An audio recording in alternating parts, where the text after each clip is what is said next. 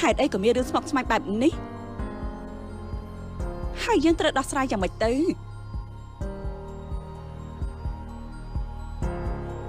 ខ្ញុំពិបាកគិតខ្លាំងណាស់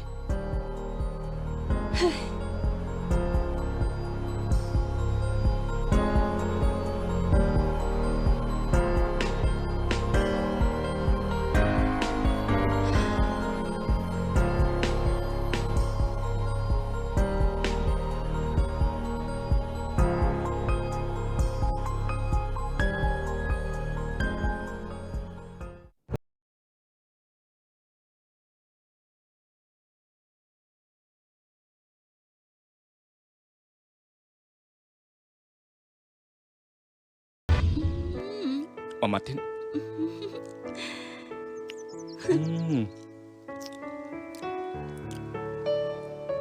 យ៉ាងម៉េចផ្អែមអន់ភ្លេចបាត់ហើយ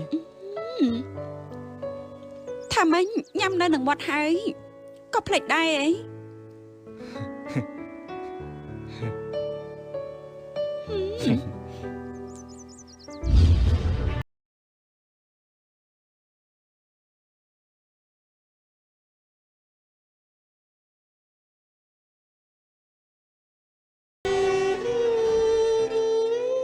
ណែកងៅ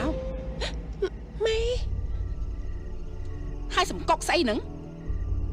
មិនបញ្ឆាប់ចុះពីលើកង់ហើយចុះទៅក្នុងផ្ទះទៅចាំម៉ែ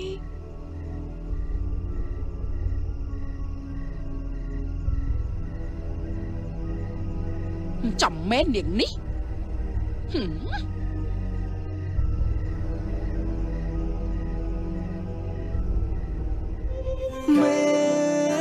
ហេតុអីមិនប្រណីខ្ញុំឲ្យបងប្រត់នំទាំងដួងចិត្តបងនៅស្នេហ៍បេងដូងគ្មានប្រែគឺស្នេហ៍តែរូបជីវ៉ាទុកបងមរណាក៏តែចាប់ពីថ្ងៃនេះតទៅកងោកចាត់ទុកថាមិនបានស្គាល់ខ្ញុំទៅចុះថាម៉េចរឿងដែលខ្ញុំជួយកងោកកន្លងមកក៏ព្រោះតែខ្ញុំមិនចង់ឃើញកងោករៀបការជាមួយនឹងលោកវីរៈតែប៉ុណ្ណោះទេតែនៅពេលនេះរឿងវាបានចប់សពគ្រប់អស់ទៅហើយគ្រាន់តែការរាប់អានគ្នាក៏មិនបានដែរអូជាតិអើយដឹងទេនឹកអូនគ្រប់គ្រាកូនទ្រព្យសារសងជាមួយគ្នារួមសុខរួមទុក្ខទោះបីវេទនាប៉ុណ្ណា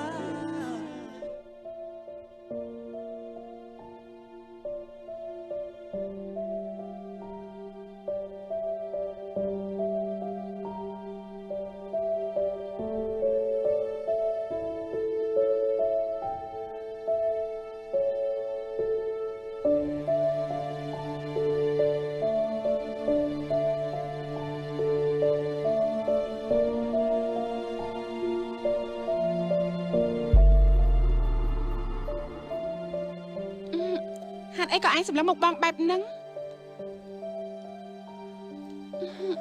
នេះឯងមានរឿងអីចង់និយាយជាមួយបងអីគឺម៉ែហើយនេះរួចរាល់ហើយនៅហ្នឹងម៉ែនេះម៉ែមានការអីមែនទេម៉ែរួចហើយនៅចាគឺរួចរាល់ហើយម៉ែនេះម៉ែមានការអីចង់និយាយជាមួយខ្ញុំមែនទេម៉ែណែការងារផ្ទះបាយមកកកូបមិនក៏មិនទៅធ្វើមកនៅលួចខ្ជិលនៅហ្នឹងទៅចាញ់ទៅចា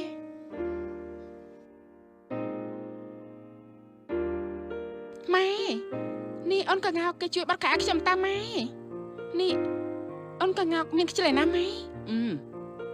កុំរករឿងអូនកងោកអីណាម៉ែម៉ែមិនរករឿងគេណាគ្រាន់ថាការងារនោះវាច្រើនឲ្យគេនឹងចេះជួយធ្វើខ្លះផងទៅហើយចាំម៉ែមានការអីចង់និយាយជាមួយខ្ញុំមែនទេម៉ែ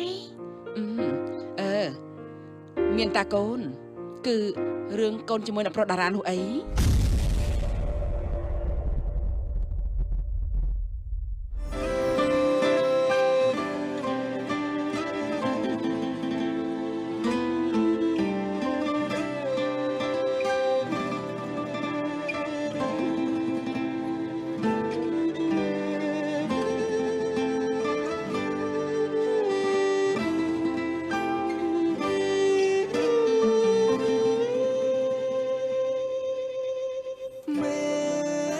ហេតុអ្វីមិនប្រណីខ្ញុំ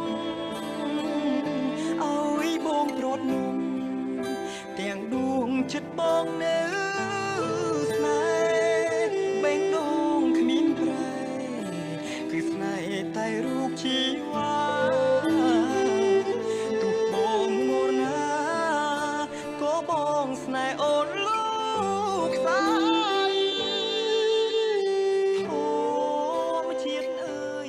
ទីណាទី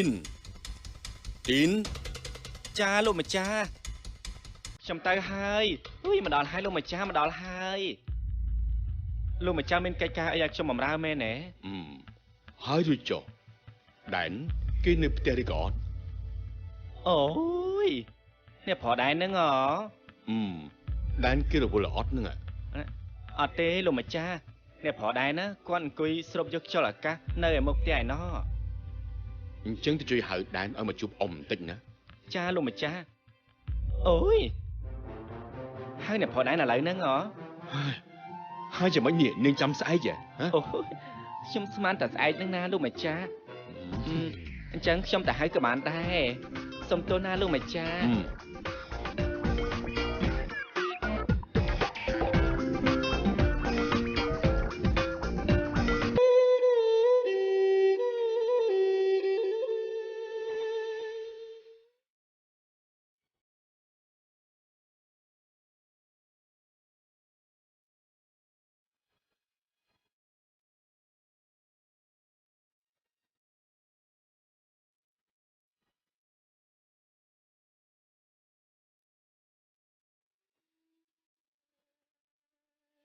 ខ្ញុំមកដល់ហើយល្អអូដែនមកហើយហ៎អង្គុយចុះតែក្មួយតើគុណល្អ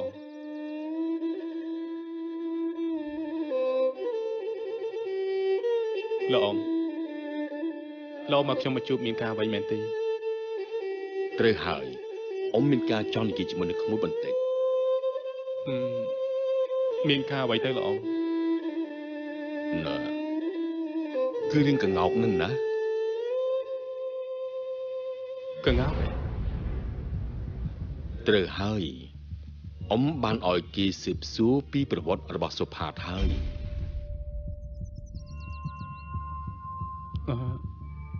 តើយ៉ាងម៉េចដែរទៅលោក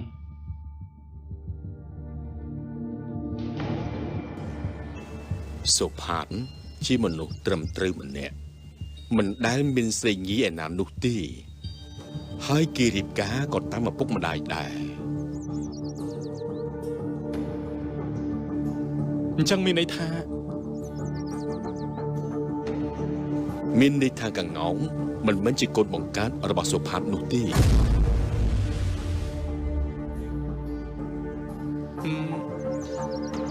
ចុះហេតុអី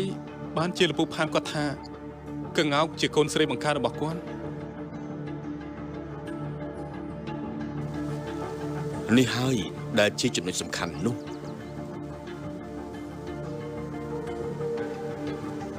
អ៊ំកំពុងតែសង្ស័យថាសុផាតកំពុងតែមានរឿងលាក់បាំងអីដែលមិនឲ្យពួកយើងដឹងហើយ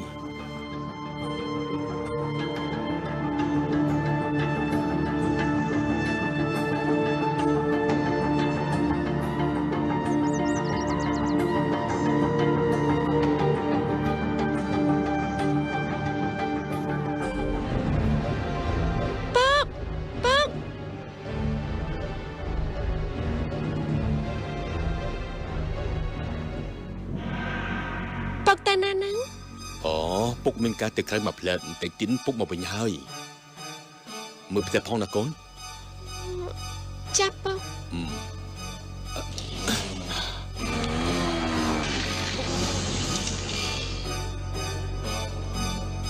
ទៅណាញ់ចា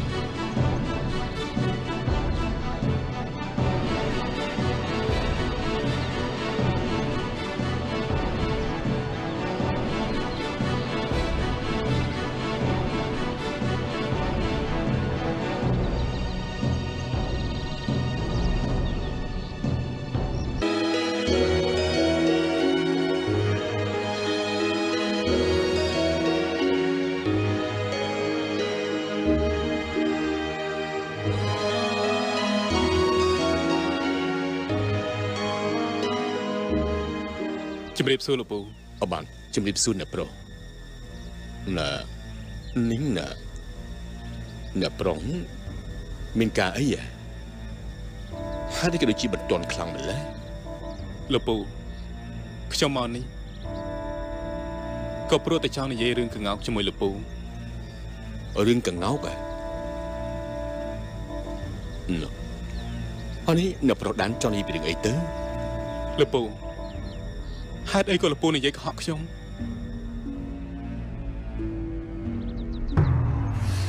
អ្នកប្រុសតាមពិតទៅ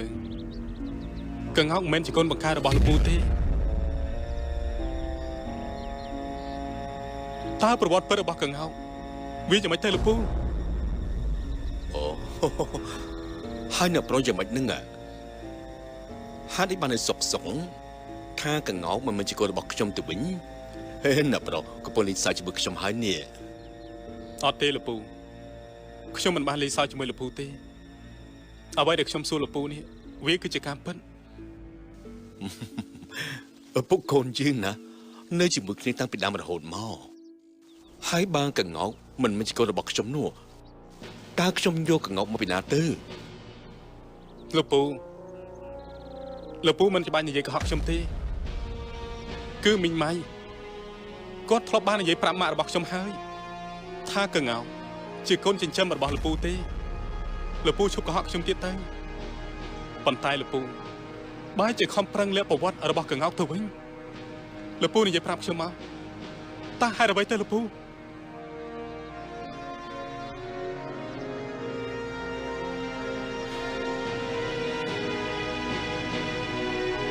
បើសិនជាកង្កោកជាកូនបង្កើតរបស់លោកពូពិតមែនវាមិនមែនជាបញ្ហាអ្វីទេលោកពូ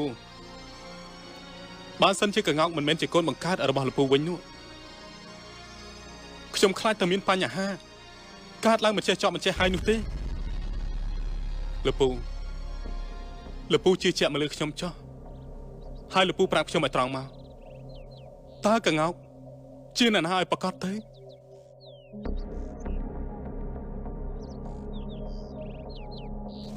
កង្កោកគឺជាកូនស្រីបង្កើតរបស់ខ្ញុំណាខ្ញុំគឺជាឪពុកបង្កើតរបស់គេមិនមែនជាការភូតភ័រអ្វីឡើយសូមអ្នកប្រុសឈប់សង្ស័យផ្លេសផ្លាស់ទៀតទៅ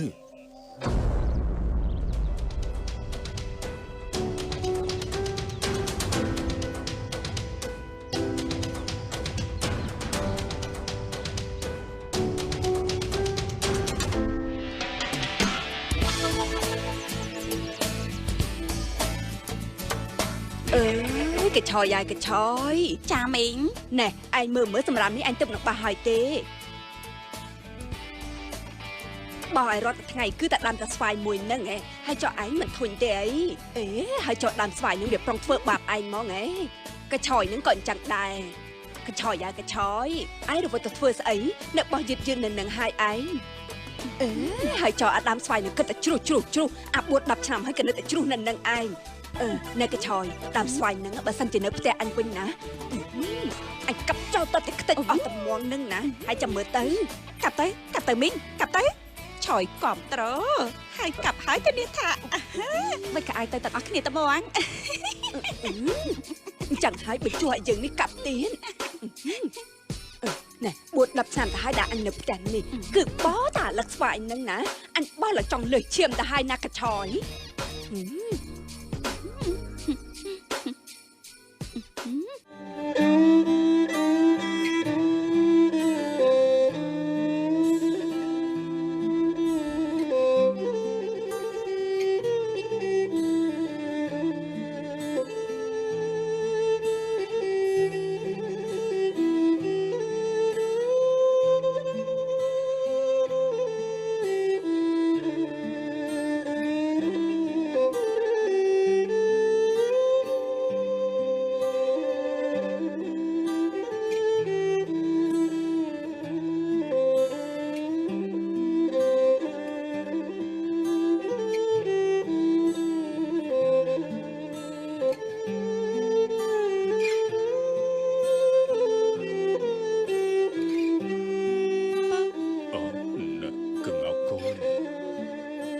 តុអីណា អូគឺពុកគ្មានរឿងអីទេហើយចុះឯណាមកឯង គឺខ្ញុំនៅទីនេះអើហើយនាងឯងទៅមកពីណានឹង អូគឺទើបតែមកពីមើលដីត្បូងនឹងណាពីព្រោះថានៅហាងទើបតែយកត្បូងមកថ្មី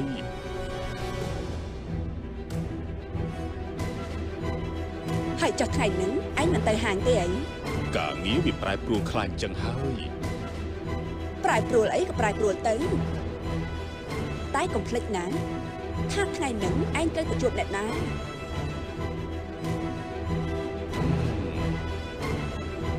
មិនភ្លេចទេ